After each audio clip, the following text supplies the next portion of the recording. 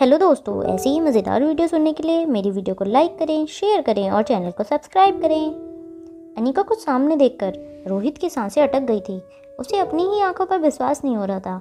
रोहित के मन में जो सवाल था वह उसकी आंखों से साफ नजर आ रहा था। अनिका समझ चुकी थी उसे अपनी ड्यूअल आइडेंटिटीज़ पर से पर्दा हटाना पड़ेगा। रोहित की नज़र अनिका से हट नहीं रही थी। वह धीरे कदमों से अनिका और प्रीति की तरफ बढ़ा। हाथ से अनिका की ओर इशारा करते हुए पूछा, आप यहाँ? तो डॉक्टर अमृता। इतना कहकर रोहित अटक गया। वो चाहता था कि आगे की बात अनिका पूरी करे। अनिका के पास कोई रास्ता नहीं था। वो रोहित को सब कुछ सच बताने वाली थी। प्रीति ने अनिका का हाथ पकड़कर अनिका को ऐसा करने से रोक लिया। प्रीति ने अपने दोनों हाथ जोड़कर रोहित से कहा, इसमें दीदी की कोई गलती नहीं है, सारी गलती मेरी है। अगर आपके हॉस्पिटल का कोई भी रूल टूटा हो तो उसकी सजा दीदी को नहीं, मुझे दीजिए। प्रीति की बात सुनकर रोहित की कुछ समझ नहीं आई। रोहित ने कंफ्यूज होकर प्रीति से पूछा, आई एम सॉरी, मैं कुछ समझा नहीं। प्रीति रोहित के सवाल का जवाब सोच रही थी। वह कभी रोहित की तरफ देखती तो कभी अनिका की। फिर धीरे धीरे धीमी आवाज़ में प्रीति ने रोहित के सवाल का जवाब देना शुरू किया। वो मैंने ही दीदी से कहा था। वह ऑपरेशन के वक्त मम्मी के साथ ऑपरेशन थिएटर में मौजूद रहे। वो मैं डर गई थी जब मैंने सुना कि कामनी डॉक्टर अमृता को मम्मी के ऑपरेशन में असिस्ट करने वाली है, तो मैं घबरा गई थी। कामनी दीदी की सौतेली बहन है। वो दीदी को चोट पहुंचाने के लिए कुछ भी कर सकती है। दीदी ने नर्सिंग की थोड़ी बहुत पढ़ाई की है, इसलिए मैंने ही दीदी से रिक्वेस्ट की, अगर वह पीपीई किट पहनकर ऑपरेशन थिएटर में चली जाएं तो किसी को पता नहीं चलेगा और मम्मी का ऑपरेशन भी दीदी की निगरानी में हो जाएगा। प्लीज़ आप ये बात डॉक्टर अग्रवाल को मत बताना। ये बात सुनकर रोहित बहुत हैरान हो गया। रोहित ने अनिका की तरफ कामनी का बर्ताव कुछ दिन पहले होटल में देखा था, इसलिए प्रीति की बताई इस कहानी पर उसे विश्वास हो गया। रोहित ने अनिका और प्रीति को और देखकर पूछा, ओके, तो फिर डॉक्टर अमृता कहाँ है? मेरा उनसे मिलना बहुत ज़रूरी है। Where is she? Anika Rohit को कुछ कहे उससे पहले प्रीति ने रोहित को जवाब दिया, सर वो आई थी, उन्होंने पीपीई किट उतारी और निकल गई। बहुत बिजी डॉक्टर लग रही थी, शायद अब तक एयरपोर्ट पहुंच गई होगी। रोहित ने अपना हाथ टेबल पर दे मारा। उसे आज बहुत अफसोस हो रहा था कि फिर से उसने डॉक्टर अमृता को मिलने का मौका छोड़ दिया। रोहित का यह रिएक्शन देखकर प्रीति ने रोहित से कहा, सर क्या आपका डॉक्टर अमृता से मिलना बहुत ज़रूरी था? रोहित जानता था कि इस सवाल का जवाब अगर प्रीति को मिल भी जाता तो प्रीति उसकी कोई मदद नहीं कर सकती थी। उसने अपने हाथ से इशारा करते हुए कहा, इट्स ओके, डोंट वरी, आप लोग जाइए और पेशेंट का ध्यान रखिए।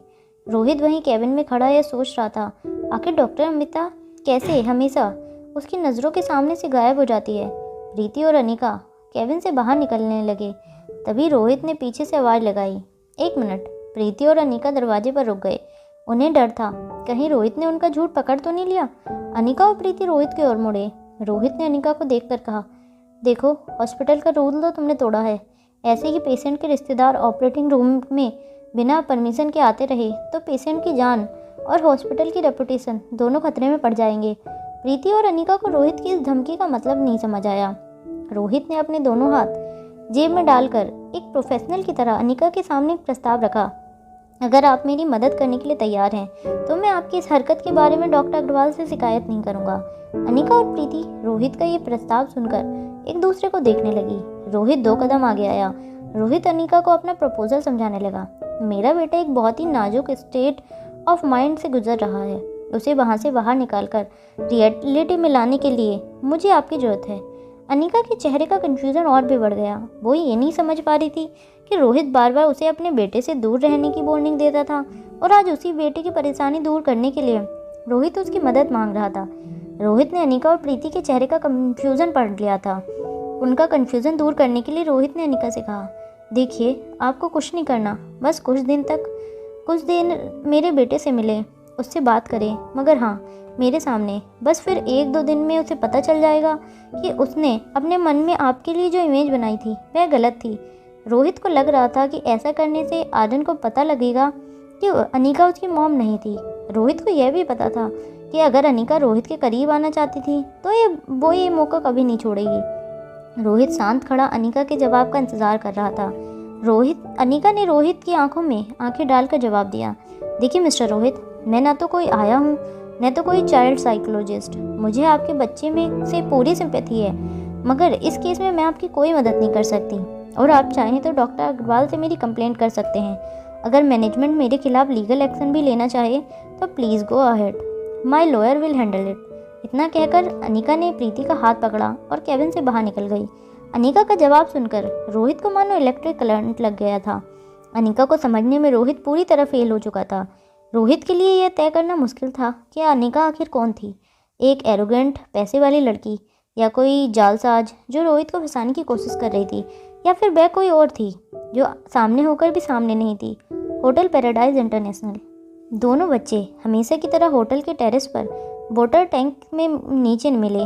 जब रिया ने देखा कि आसपास टेरेस पर कोई नहीं है तो उसने एक लंबी सांस छोड़ते हुए आर्यन से कहा, उफ, टेट तो बहुत बोरिंग है, हमेशा पीछे पड़े रहते हैं। ये करना है, वो करना है, ये खेलना है, इससे नहीं खेलना है, यहाँ तक कि मम्मी से बात करने को भी मना करते हैं।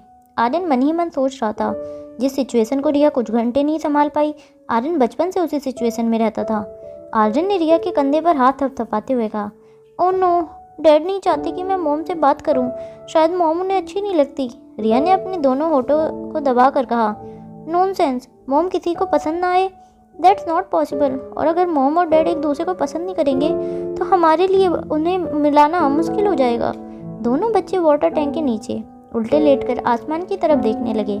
थोड़ी देर दोनों खामोश रहे। आर्यन ने जमीन की ओर देखते हुए बिल्कुल धीमी आवाज़ में रिया से कहा, अगर तुम चाहो तो वापस मॉम के पास जा सकती हो। ये कहते हुए आर्यन को अच्छा तो नहीं लग रहा था, मगर वो जानता था कि रिया को इस तरह रिस्ट्रिक्शंस में रहना पसंद नहीं था। रिया ने एक हाथ आर्यन के कंधे पर रखा और कहा, ओके, हम फिर से अपनी जगह चले जाते हैं, मगर डोंट बी अपसेट, मौका मिलते ही मैं तुम्हें वापस मॉम के पास भेज दूंगी। प्लीज़ प्रे टू गॉड कि बहुत जल्द ये अदला बदली हमें करने की जरूरत ना पड़े।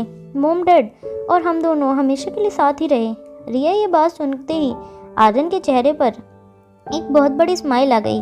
आर्यन को हंसते हुए देखकर रिया भी खुश हो गई। रिया ने आर्यन के सर पर अपना सर टिका दिया। दोनों बच्चे बड़े प्यार से हंसने लगे।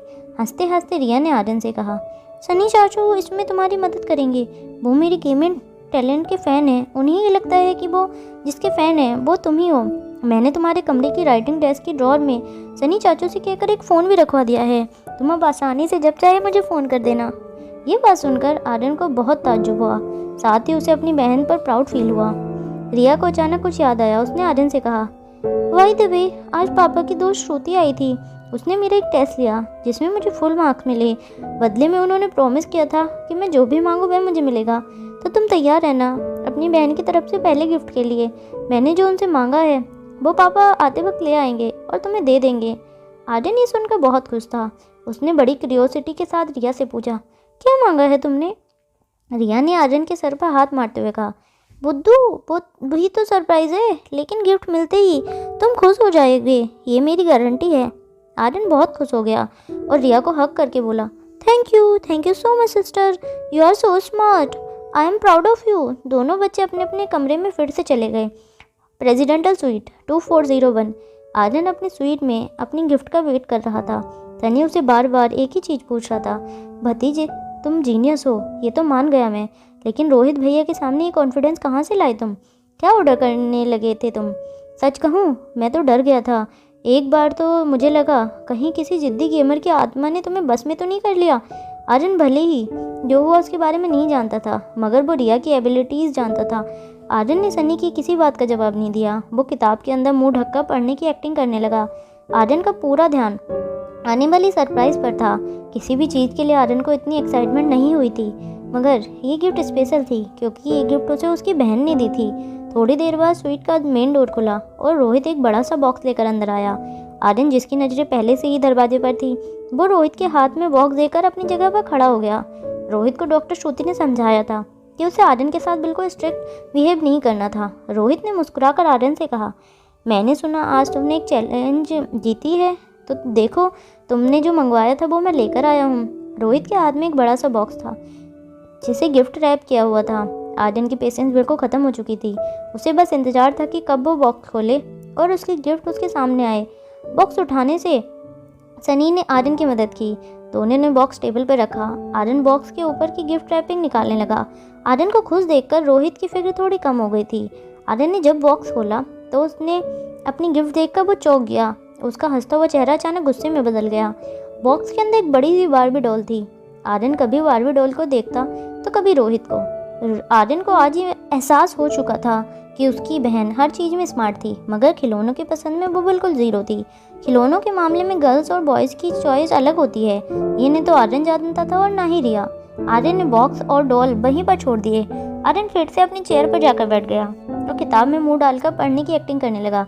आर्यन का ये रिएक्शन देखकर रोहित को आर्यन का बिहेवियर फिर से अजीब लगने लगा। उसने अपने गुस्से पर कंट्रोल किया और आर्यन से कहा, आज श्रुति तुम्हारी बहुत तारीफ कर रही थी। उसने कहा कि तुमने टेस्ट पेपर में बहुत अच्छे आंसर लिखे, और जब उसने पूछा कि तुम्हें प्राइज़ में क्या चाहिए तो तुम ही ने कहा था कि वह एक बड़ी सी बार्बी डॉल तुम्हें चाहिए। तो देखो मैं ले आया हूँ। आर्यन ने रोहित की बात को बिल्कुल अनसुना कर दिया। रोहित का गुस्सा तो बढ़ता ही जा रहा था। वो अपने आप को किसी तरह कंट्रोल कर रहा था। वो आर्यन के पास जाकर बैठा और उसने बड़े प्यार से पूछा, क्या हुआ आर्यन, तुमने ही इस गिफ्ट के लिए जिद की थी। अब जब गिफ्ट ले आया हूँ तो उसे देख भी नहीं रहे हो। आर्यन ने फिर रोहित की बातों को इग्नोर कर दिया। अब रोहित की पेशेंस खत्म होने वाली थी। तभी रोहित का ध्यान आर्यन के हाथ की किताब पर गया। आर्यन ने किताब उल्टी पकड़ी रखी थी। रोहित ने किताब खींचकर टेबल पर पटक दी। रोहित अपना कंट्रोल खोते हुए गुस्से से आर्यन से कहने लगा, व्हाट इज़ दिस आर्यन, तंग आ गया हूँ मैं तुमसे। What kind of behaviour is this. सुबह खुश होते हो, शाम को खुश होते हो, आखिर हो क्या गया तुम्हें। सुबह जो चीज़ के लिए तुम इतनी जिद कर रहे थे, शाम को वो चीज़ तुम्हारे सामने पड़ी है तो उसे देखते तक नहीं। आर्यन ने अपना मुंह अपने दोनों पाँवों के बीच छुपा लिया। इससे रोहित का गुस्सा और ज़्यादा बढ़ गया। उसने आर्यन से कहा, at least look at me when I am talking. Sunny Rohit के कंट्रोल करने की कोशिश कर रहा था, लेकिन रोहित ने सनी को भी वार्न कर दिया, खबरदार आज अगर तुमने आर्यन की साइड लेने की कोशिश की तो तभी तुम ही ने बिगाड़ दिया इसे। देखो आखिर तुम मेरी बात सुनते क्यों नहीं हो आर्यन, तुम ऐसे नहीं थे, तुम्हें किसी ने बदल दिया है। बस एक बार मुझे पता चल जाए कि किसने। रोहित आगे बोलते हुए अटक गया। उसे समझ आ गया था कि कौन आर्यन पर जादू कर रहा था। रोहित मेन डोर की तरफ जाने लगा और सनी से कहा, खबरदार अगर तुम में से कोई भी बाहर आया आज उसे मैं छोड़ूंगा नहीं। इतना कहकर रोहित ने दरवाजा बाहर से बंद कर दिया। रोहित बहुत गुस्से में प्रेसिडेंटल स्वीट 2402 की ओर बढ़ा। दरवाजे पर पहुंचकर उसने डोरबेल बजा दी। रोहित आज अनीका को होटल से निकालने का फैसला कर चुका था। रोहित एक्सेप्ट कर रहा था कि अनीका दरवाज़ा खोलेगी, मगर दरवाज़ा रिया ने खोला।